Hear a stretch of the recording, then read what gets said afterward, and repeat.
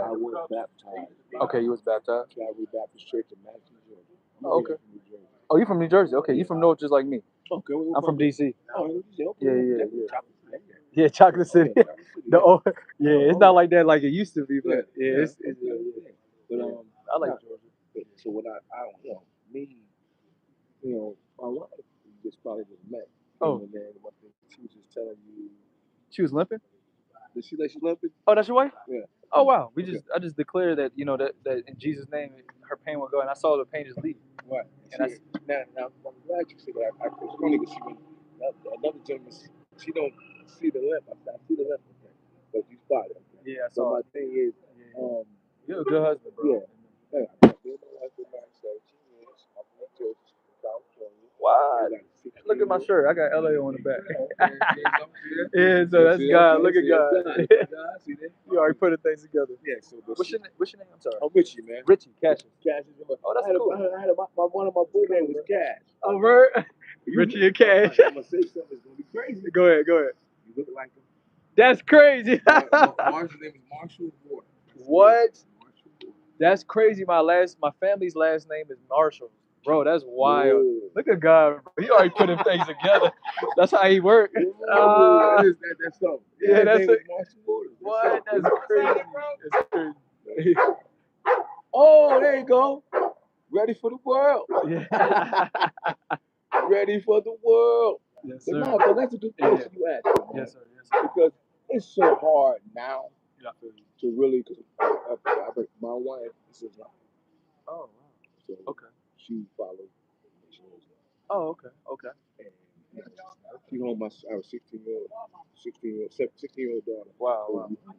She just went to school, I think, in the 9th grade. So I gotta say, her faith is real big for me.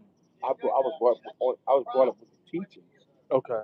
But I didn't fall through it. She's all the way in. But I guess I think they say certain things you don't argue about politics and religion.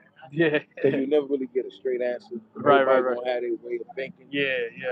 But me, what I for that question for me, I try to love people unconditionally.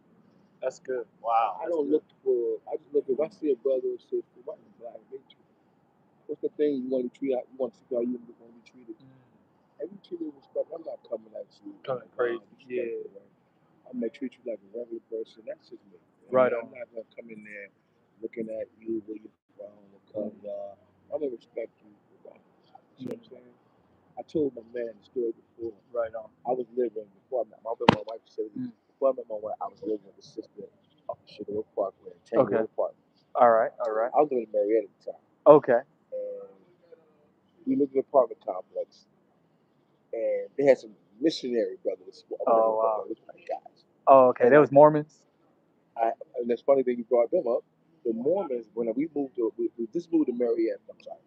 I live in Douglasville now. Oh, Douglasville. So Okay. I rented my house in Auburn, Georgia, which is up outside Lawrenceville. I did that for 9 years. Wow. Because my wife had a previous marriage.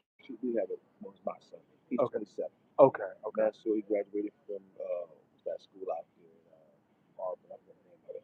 But he graduated and he went to UGA and graduated. So once he graduated, but I was doing it for the other one. Michelle was a God bless you, Pastor. And she's from Long Island, New York. And we met at my job. We met each other's job. And we dealt with each other. Long story short. We go with these. And let me go back to my wife.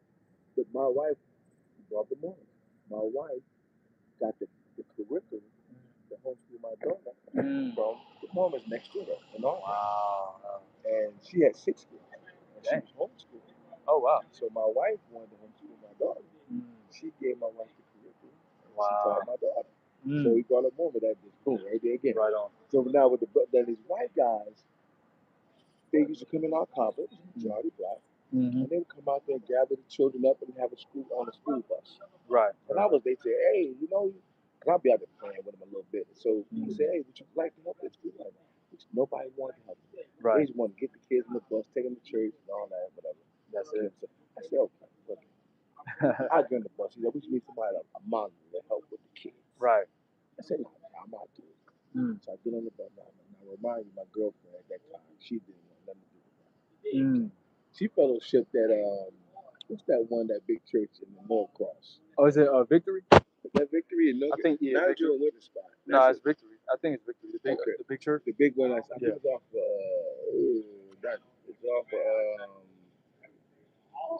it's in North Cross. Well, she fell out. I used to go, I started going with her on the New Year's. Her and her family was going there. So our family. So when I went there with the guys, I know, cool. I go to them every week with them and that help us with the children, just keep them calm. He's a little black kid, a little wild kid. Tone it down.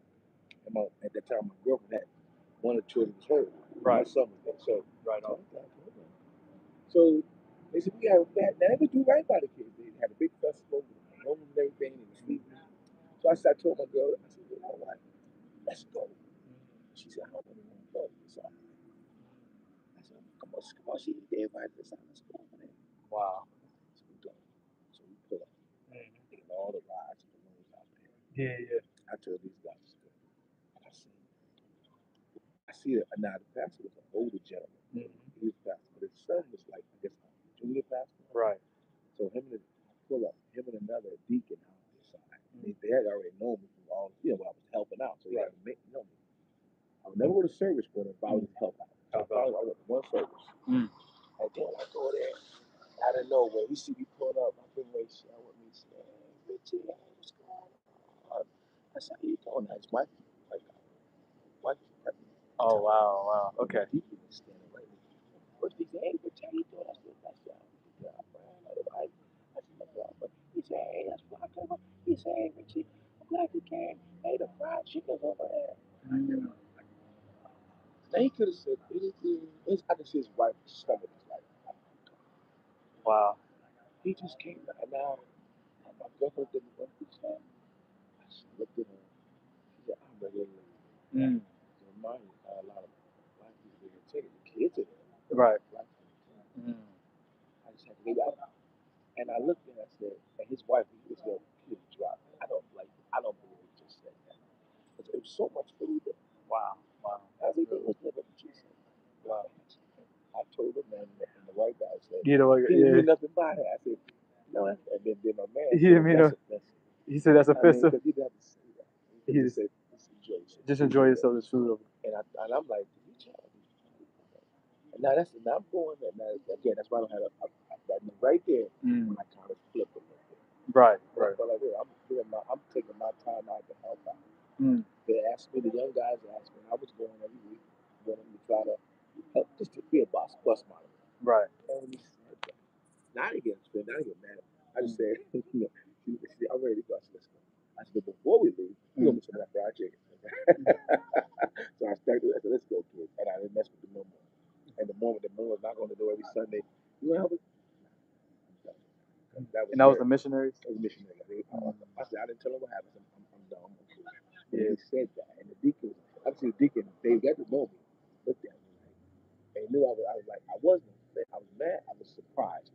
Surprised. I said, I didn't fellowship with you, but I did help out with these young ones. Yeah. And I'm like, and my girl had told me, don't do it, and I went against her, and the kids enjoyed me coming. Right. But stuff like that. You see what I'm saying? Yeah. So I get mixed, and I just mentioned to you earlier about a loving God. Like, how does he treat people like that? He look at some high, some low. Yeah. And I see the people who do evil have more. And you see people who are evil more. And the ones who are good have less. And it's also, and I wanted to talk about that because in Isaiah 53, what happened was it talked about this person, and this person was unattractive. This person, it talked about this person, no one wanted him, they rejected him. And then it goes into the verse, I think it's in verse 4, it talks about how it pleased God that he was bruised and chastised for our transgressions. And then he was taken and he had to have suffering. So he endured our suffering. So what happened was it talked about how he endured and he was innocent. He endured all of these stuff for our sake. Okay. And it says that, and it says and in verse 5, it says at the end of it says, by his stripes we are healed. So I wanted to talk about that because it's crazy because I declared that over your wife. I said, hey, Isaiah 53 verse 5. So it's funny I'm talking to you and her. Because I said, by your stripes you're healed. You already have the authority once you say it out your mouth. And when she said it, I saw her legs start like straighten up, but I felt the glory leave like my side because I've actually got healed by the Lord. So I just want to remind you, like, the reason why all of these stuff happen is because of suffering sin. When sin entered the world, the gospel, I don't know if you heard the gospel, but the gospel is that, Adam in the garden, it was Adam and Eve, but Jesus, he was technically in the garden with God too. But God, when he made Adam, he gave him a commandment to not eat from the tree of knowledge and evil, but eat from the tree of life. The tree of life was Jesus. So they knew better. And God spent time with Adam. He knew. So he was, before Eve even came, he knew God. He knew his instruction. But see, the thing about Eve, she must have been the most beautiful woman he ever seen on earth, obviously, because when he saw Eve, he immediately said, "That's the bone of my bone, flesh of my flesh." He saw her. So when she ate the apple, it wasn't her fault. It was literally Adam. Because when she ate the apple, what ended up happening was sin entered the world from disobedience. The first thing was pride with Satan. When a rebellion, pride is the highest one. That's why if you ever go down Atlanta when it's Pride Month, it's the worst. Yeah, and not saying because I came from that lifestyle. I was sexually abused, but Jesus Christ delivered me from that lifestyle. So my life actually was like kind of like that. But pride is like the highest form that God hates. But like the other thing is, obviously rebellion and disobedience. So that's what happened with Adam. So when it entered the world, sickness, pain, cancer, all of those things into the world. And God, He's not that He allowed it, but God, His laws, His statutes, according to Psalms 119:73, He says, "It's good that He afflicted me, so I know your statutes." So according to that, the word, God's actual word, came manifest in the flesh, who was Jesus Christ, so that He can reverse the curse. So what happened, even you still see sick people, right? And we're like, why are people still sick in the church? Why are people still poor in the church? Because what's happening is that it's the curse of sin that's still in our body. And according to that, we still have to deal with that. Like, say, for instance, my mom or my dad, they divorced. That's a curse. I got divorced by my wife, so I don't know if it will happen to my son, and I don't want it to happen, but that's technically a curse. But I've been praying over my child that he becomes a husband, no divorce. But like that's what we call a curse, and it's called transgression. So sin is just transgression is like it's pretty much going against God's laws, and that's why this world looks like so much pain, so much sickness, so much heartache. So you're right. You know what I'm saying? Like you see a lot of this situation. Like why are people suffering? We worship a God that's big. He's a big God, and He can move in our situation. I've seen Him move in my situation crazy fast. Like I'm actually from DC. Like I didn't have no place to stay. I just got my car repo. I got a place to stay with Jamaicans. You know what I'm saying? So like what happened was God moved in my situation because I just like, God, I don't know where to go. And He literally moved in my situation. So it's almost like we have to look at God as a father and we have to be a child. It says you can't come into in the book of John, I think John 3, we have to be born again of the water and spirit. When we're born again of the water of the spirit, that's how we know that we're the sons of God. And then also it says that we have to be like a child to go to the kingdom of heaven. And the reason why I like a child, if you have a son, so you see how your son is, he depends on you. So that's the father. He wants us to depend on him. So that's kind of like sometimes while people go through problems, like even myself, like with my marriage, I didn't depend on God. And I realized if I would have depended on God more and less on myself, not saying I wouldn't have failed in my marriage, it probably would have failed, but it would have been a little bit smoother because God would have been like, listen, I'm move all these issues out of the way. I'm gonna still bring her back. Or probably not. Or I'm taking her away so you can be out here to minister to my people. You know what I mean? And that boy said something awful too because I was going blind in school. I thought I saved it. But this man, my brother, says men need to pray more. It's not a weak thing for man to get on his knees and ask God. He said, man, you can go away. You can fall up the street and make God. He said, anything you enter and you venture into, you don't need to ask God about it. He said, and talk to people, but men. See, and a lot, I'm going to say this. I mean, this is my point of view. I think a lot of men run away from the church. Yeah. And that's reason for it. I know. I know why. You can't have a man gonna be no disrespect nobody what they go through with man's sexuality. I'm just saying a man can't be led by a woman or a man pretending. Right. We got a lot of that in the church. I'm not telling people how to live. I'm not saying. First of all, I don't disagree. It's against God. Right. It's just sin. Okay. So how can you lead? Okay, you're not the example. See, a lot of brothers fell away from it. I go to my wife. That's true. Sometimes and they talk about why a lot of brothers they want to hear from a man. Man, want to hear from a man. And they said, well, I'm not supposed to be preaching the truth. That's not supposed to. But you'll get women today, they don't believe it. Because women want to have equal rights, and I mean, not the equal rights, but women want to have the equality in the biblical realm. When it's women are very equal, but like the issue is God has a structure, right? And then the biblical structure is for a woman not to assert authority over a man. And I do believe that having a woman pastor does go against the word of God. I do believe that because, like, what it does is it's confusing sometimes because this is where you have a lot of men are at. Yeah. So I understand where you're coming from. Yeah, women can preach. They can just it's specific things like God ordains women to preach now. I'm not saying they can't preach in the street. They can't do certain things. They can't preach over women. But like I do believe like certain women have to understand that it's not biblical. You know, I know certain women that think it's okay. You know, I mean, I think it's okay. They believe in the band. Like, hey, no, I need to be preaching over a man, or they have the authority, and that's not biblical. You know what I'm saying? And like with love, like I understand them. You know, I understand like you want to get out there and preach the word, and you don't want to be what's the word? They don't want to be controlled because they think it's control, but it's really not control. It's really submission. But the whole thing is too, brother, to God, not to us. Not to us. It's to God. Yeah. My thing is, I'm talking about more so like the children, women that not going to want to. Oh yeah. That's fine. But trying to be the lead in the church or kingdom or in the mosque, that's too much. You gotta stay. He's turning it too much. Well, man, I'm getting ready to put on up.